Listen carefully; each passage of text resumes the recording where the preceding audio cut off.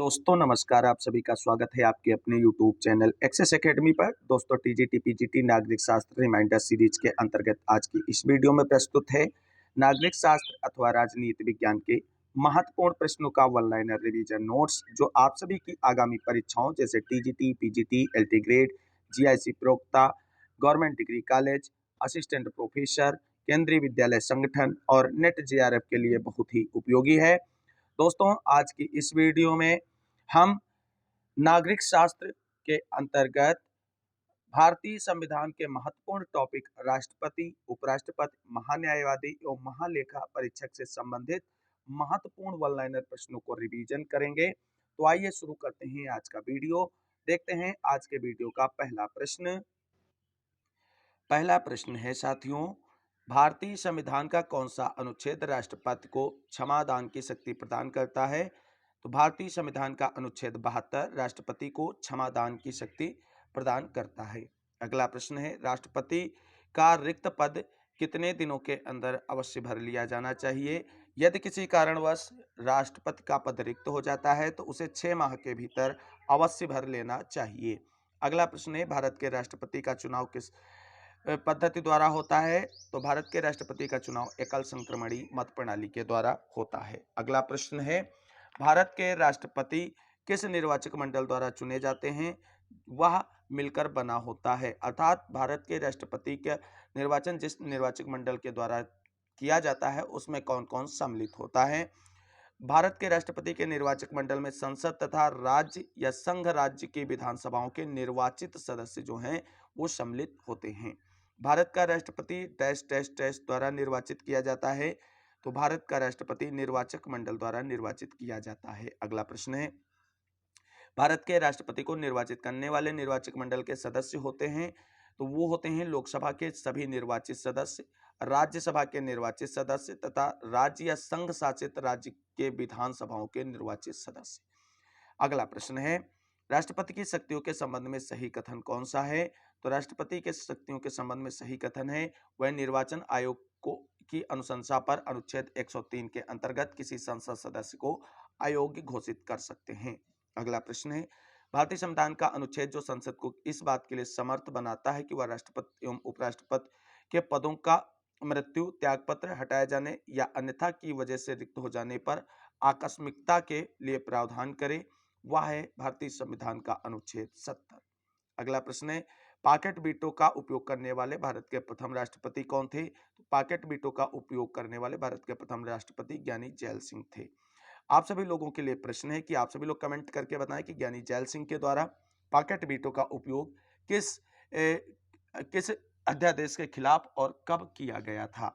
अगला प्रश्न है, राष्ट्रपति के निर्वाचक मंडल में दिल्ली तथा पुडुचेरी विधानसभा के निर्वाचित सदस्यों को शामिल किया गया। 17वें संविधान संशोधन के द्वारा इन्हें सम्मिलित किया गया था। अगला प्रश्न है, भारत के राष्ट्रपति के निर्वाचन के लिए बनाए गए निर्वाचक मंडल में कौन कौन शामिल होता है? तो संसद और राज्य विधानसभाओं के निर्वाचित सदस्य। मनोनीत सदस्य राष्ट्रपति के निर्वाचक मंडल में सम्मिलित नहीं होते हैं।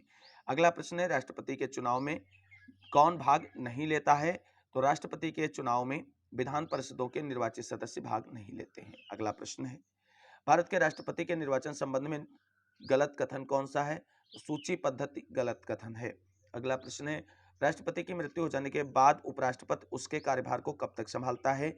उपराष्ट्रपति के द्वारा राष्ट्रपति के कार्यभार को केवल 6 महीने तक ही संभाला जा सकता है। अगला प्रश्न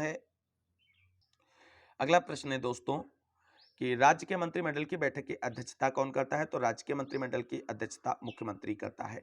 यदि राष्ट्रपति का पद रिक्त हो जाता है तो भारत का उपराष्ट्रपति राष्ट्रपति के रूप में कितने महीने तक कार्य कर सकता है? तो केवल 6 माह तक कार्य कर सकता है। अगला प्रश्न है, भारत के राष्ट्रपति का वेतन कितना है?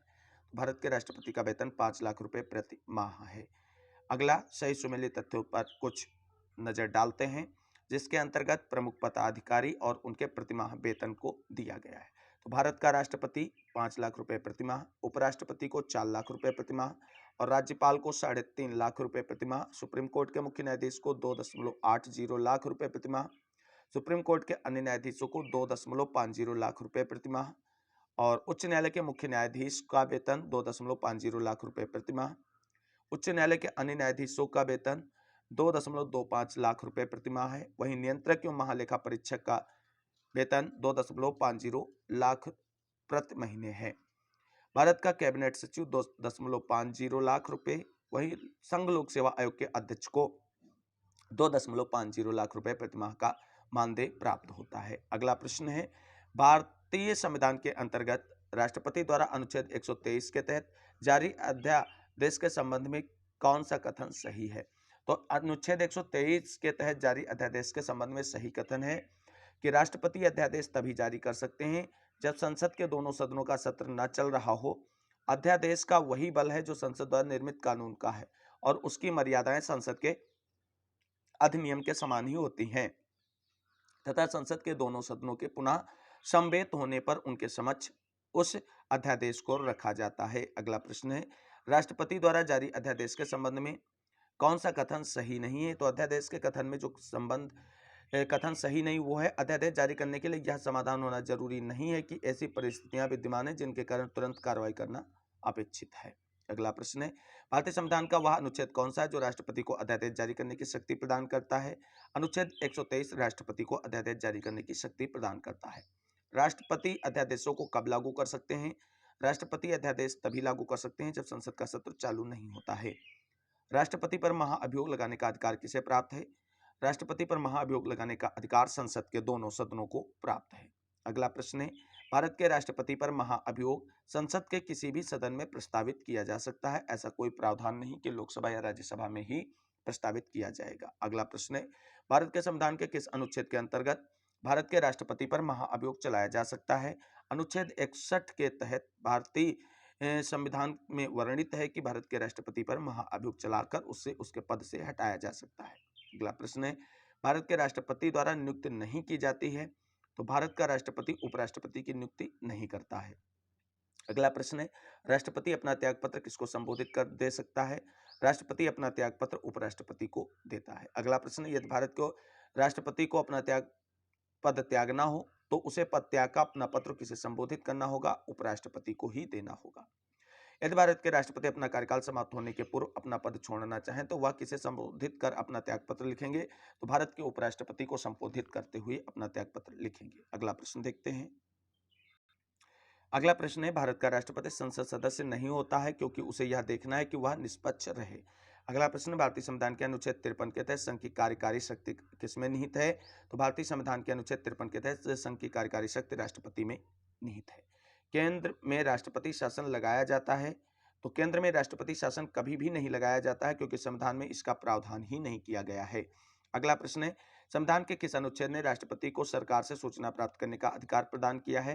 तो भारतीय संविधान के अनुच्छेद 78(2) ने राष्ट्रपति को सरकार से सूचना प्राप्त करने का अधिकार दिया है। अगला प्रश्न है, राष्ट्रपति द्वारा जारी एक अध्यादेश संसद के पुनः जुटने के बाद कितने दिन तक प्रभावी रहता है? तो केवल 6 सप्ताह तक प्रभावी रहता है। सर्वसम्मति से निर्वाचित भारत के राष्ट्रपति कौन थे? अर्थात भारत के वह राष्ट्रपति कौन है जो निर्विरोध चुने गए? तो वो हैं एन संजीव रेड्डी अर्थात नीलम संजीव रेड्डी। भारत के एकमात्र ऐसे राष्ट्रपति हैं जो निर्विरोध चुने गए अर्थात सर्वसम्मति से चुने गए थे। अगला प्रश्न है, राष्ट्रपति के चुनाव में होने वाले विवादों का निपटारा कहाँ होता है? तो राष्ट्रपति के चुनाव में होने वाले विवादों का निपटारा भारत के सर्वोच्च न्यायालय में होता है। भारत के राष्ट्रपति के निर्वाचन से संबंधित वाद कौन सुलझाता है? तो भारत का सर्वोच्च न्यायालय सुलझाता है। भारतीय राष्ट्रपति अपने पद से हटाया जा सकता है तो केवल और केवल संसद के द्वारा भारतीय राष्ट्रपति को उसके पद से हटाया जा सकता है। अगला प्रश्न है, जब राष्ट्रपति एक विधेयक को पुनर्विचार हेतु अर्थात अनुच्छेद 111 के अंतर्गत जो उसे शक्ति प्राप्त है वापस करता है तब वह निलंबित निषेधाधिकार का उदाहरण है। अगला प्रश्न है, भारत के राष्ट्रपति का चुनाव संचालित किसके द्वारा किया जाता है? भारत के राष्ट्रपति का चुनाव भारत के निर्वाचन आयोग द्वारा कराया जाता है। राष्ट्रपति द्वारा घोषित अध्यादेश की अधिकतम अवधि कितनी हो सकती है? राष्ट्रपति द्वारा घोषित अध्यादेश की अधिकतम अवधि 7.5 माह हो सकती है। अगला प्रश्न है, निम्नांकित अधिकार भारत में राष्ट्रपति को संसद के संबंध में है। राष्ट्रपति समय समय पर संसद के प्रत्येक सदन को ऐसे समय और स्थान पर जो ठीक समझे अधिवेशन के लिए आहूत करेगा, किंतु एक सत्र से दूसरे सत्र के मध्य 6 माह का अंतर नहीं होगा तथा सदनों या किसी सदन का सत्रावसान भी कर सकेगा। अगला प्रश्न है, राष्ट्रपति के संबंध में कौन सा अधिकार प्राप्त नहीं है? तो राष्ट्रपति को संसद के संबंध में यह अधिकार प्राप्त नहीं कि वह राज्यसभा का विघटन कर सकेगा, क्योंकि राज्यसभा एक स्थायी सदन है। अगला प्रश्न है, संसद के सदन की कुल संख्या के 2/3 बहुमत के द्वारा प्रस्ताव के पारित किए जाने का नियम निम्न दशा में लागू किया जाता है। वह है भारत के राष्ट्रपति पर महाअभियोग चलाने की दशा में। भारत के राष्ट्रपति डैश डैश डैश कर सकते हैं। तो भारत के राष्ट्रपति लोकसभा को भंग कर सकते हैं, संसद द्वारा पारित बिलों को सहमति देते हैं तथा संसद के संयुक्त सत्र को संबोधित कर सकते हैं। भारत के राष्ट्रपति के विशेषाधिकार कौन है? भारत के राष्ट्रपति के विशेषाधिकार हैं लोकसभा को भंग करना, प्रधानमंत्री की नियुक्ति करना, संसद के संयुक्त अधिवेशन को संबोधित करना। अगला प्रश्न है, भारत एवं अमेरिका दोनों के राष्ट्रपति पद के उम्मीदवारों के लिए उभयनिष्ठ अर्हता कितनी है? तो उभयनिष्ठ अर्हता है न्यूनतम आयु 35 वर्ष। अगला प्रश्न है, कौन द्वितीय वरीयता के मतों से भारत का राष्ट्रपति निर्वाचित हुआ था? द्वितीय वरीयता के मतों से भारत का राष्ट्रपति निर्वाचित होने वाला है BV गिरी। अगला प्रश्न है, 1962 के क्यूबा मिसाइल संकट के समय अमेरिका का राष्ट्रपति कौन था? 1962 के क्यूबा मिसाइल संकट के समय अमेरिका का राष्ट्रपति JF कनेडी था। अगला प्रश्न देखते हैं। अगला प्रश्न भारत के उपराष्ट्रपति से संबंधित महत्वपूर्ण प्रश्नों से है। भारत का उपराष्ट्रपति किसके द्वारा चुना जाता है? तो भारत का उपराष्ट्रपति लोकसभा तथा राज्यसभा के सदस्यों के द्वारा ही चुना जाता है। उपराष्ट्रपति के संबंध में सही कथन कौन सा है? तो उपराष्ट्रपति के संबंध में सही कथन है कि वह राज्यसभा का पदेन सभापति होता है तथा यदि राष्ट्रपति त्यागपत्र दे दे अथवा उसकी मृत्यु हो जाए तो उपराष्ट्रपति कार्यवाहक राष्ट्रपति के रूप में कार्य करता है, परंतु यह अवधि 6 महीने से अधिक नहीं हो सकती। अगला प्रश्न है, भारत के उपराष्ट्रपति को पद की शपथ कौन दिलाता है? उपराष्ट्रपति को पद की शपथ भारत का राष्ट्रपति दिलाता है। अगला प्रश्न है, कौन एक सदन का सदस्य बने बगैर सदन की अध्यक्षता करता है? वह है भारत का उपराष्ट्रपति। भारत के उपराष्ट्रपति को पदमुक्त कर सकता है। तो भारत के राष्ट्रपति हो या उपराष्ट्रपति, दोनों को पदमुक्त संसद के द्वारा किया जा सकता है। उसमें राज्यसभा व लोकसभा दोनों सदनों के द्वारा किया जा सकता है। अगला प्रश्न है, भारत के उपराष्ट्रपति को हटाने का प्रस्ताव किस सदन में पेश किया जा सकता है? तो केवल और केवल राज्यसभा में। भारत के उपराष्ट्रपति का कार्यकाल कितना होता है? तो उपराष्ट्रपति का कार्यकाल 5 वर्ष होता है। अगला प्रश्न है, भारत का उपराष्ट्रपति अपने पद पर 5 वर्ष की अवधि तक बना रहता है, लेकिन वह अपने पद से इससे पहले भी त्यागपत्र दे सकता है। किसे वह अपना त्यागपत्र संबोधित करेगा? तो वह राष्ट्रपति को अपना त्यागपत्र संबोधित करेगा। अगला प्रश्न है, doctor Radhakrishnan, doctor Zakir Hussain, BS Shekhawat तथा फखरुद्दीन अली अहमद में से कौन भारत का उपराष्ट्रपति नहीं था? फखरुद्दीन अली अहमद भारत का उपराष्ट्रपति नहीं था। भारत के वर्तमान उपराष्ट्रपति कौन है? भारत के वर्तमान उपराष्ट्रपति जगदीप धनखड़ हैं। अगला प्रश्न महान्यायाधीश और महालेखा परीक्षक से संबंधित होंगे। तो पहला प्रश्न इसके अंतर्गत बनता है, संसद के किसी भी सदन की सदस्यता के बिना संसद के दोनों सदनों की बैठकों में भाग कौन ले सकता है? वह है भारत का महान्यायवादी। संविधान में महान्यायवादी का प्रावधान किस अनुच्छेद में है? तो अनुच्छेद 76 में है। महान्यायवादी की नियुक्ति भारत का राष्ट्रपति करता है। भारत के नियंत्रक एवं महालेखा परीक्षक संस्था के बारे में सही कथन है, यह पद ब्रिटिश शासन की देन है। अगला प्रश्न है, किसने सुझाव दिया कि नियंत्रक एवं महालेखा परीक्षक के पद को समाप्त कर देना चाहिए? ऐसा सुझाव पॉल एपलबी ने दिया था। भारत सरकार का प्रथम विधि अधिकारी भारत का महान्यायवादी होता है। अगला प्रश्न है, महान्यायवादी अपना पद राष्ट्रपति के प्रसाद पर्यंत ही धारण करता है। अगला प्रश्न है, संसद सदस्यों के अतिरिक्त किसे संसद की कार्यवाही में भाग लेने का अधिकार है? वह है भारत का महान्यायवादी अर्थात अटॉर्नी जनरल को। अगला प्रश्न है, भारत के महान्यायवादी की नियुक्ति कौन करता है? महान्यायवादी की नियुक्ति राष्ट्रपति के द्वारा की जाती है। अगला प्रश्न है दोस्तों, भारत का सर्वोच्च विधि अधिकारी किसे माना जाता है?